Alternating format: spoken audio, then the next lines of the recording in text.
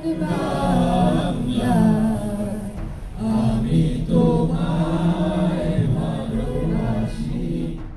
September রাত 10টায় শেষ হতে যাচ্ছে ঢাকা বিশ্ববিদ্যালয় কেন্দ্রীয় ছাত্র সংসদ ডাকসু নির্বাচনের প্রচারণা। তাই শেষ মুহূর্তে প্রার্থীরা ছুটছেন ভোটারদের দ্বারে দ্বারে, জানাচ্ছেন প্রতিশ্রুতি আর নানা কর্মপরিকল্পনা। দীর্ঘদিন পর অনুষ্ঠিত হতে যাওয়া এই নির্বাচনে উৎসবমুখর পরিবেশ তৈরি হলেও শেষ মুহূর্তে প্রার্থিতা প্রত্যাহারের ঘটনা আলোচনায় এসেছে। আবু বাকের মজুমদারের বিজয়ী মাহিন সরকারের বিজয় বলে সূচিত হবে ইনশাআল্লাহ।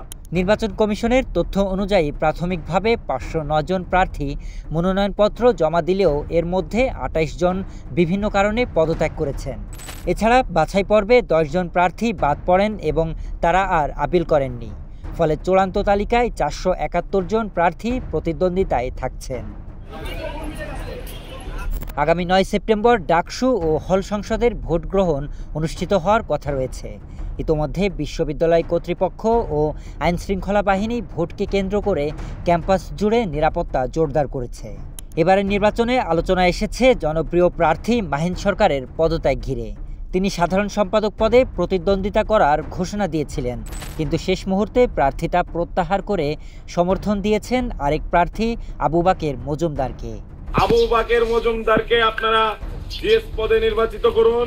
বিশেষজ্ঞরা বলছেন প্রার্থীর সংখ্যা অনেক বেশি হয় এবারের ভোটের লড়াই হবে হাড্ডাহাড্ডি।